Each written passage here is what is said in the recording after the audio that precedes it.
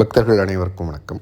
இந்த பதிவில் நம்ம அம்பாள் நின்ற திருக்கோலத்தில், மாரியம்மன் நின்ற திருக்கோலத்தில் உட்கார்ந்த அம்பாளுக்கு எப்படி சந்தனத்தில் அலங்காரம் பண்ணுறது அப்படிங்கிறத பார்க்குறோம். முன்னாடி சொன்ன மாதிரி இந்த அம்பாள் மூலவர் அம்பாளுக்கு எப்படி இந்த மாதிரிலாம் பண்ணலாம் பண்ணக்கூடாது அப்படின்ற நிறைய கேள்விகள்லாம் இருக்குது.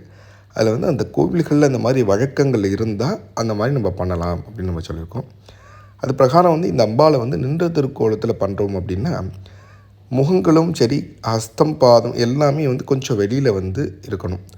ஆகையினால் நம்ம ஹஸ்தம் பாதம் சந்தனத்தில் தயார் பண்ணி அது மேலே சந்தனம் சாத்தி, திருப்பி வர்ணங்கள் சாத்தி, கண்களுக்கெல்லாம் கருப்பு நூல்லாம் சாத்தி, வர்ணங்கள் சாத்தி இந்த அலங்காரத்தை பூர்த்தி பண்ணுறோம்.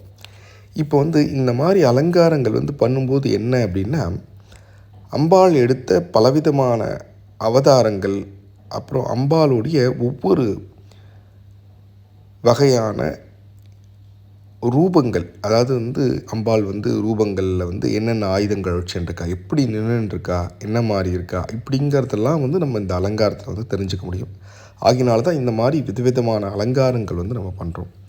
இப்போ இந்த அலங்காரம் பார்த்தோம் அப்படின்னா, அனகாபுத்தூர் அப்படிங்கிற இடத்துல சேவை சாதிக்கக்கூடிய அம்பாளுக்கு பண்ணின அலங்காரம் இது.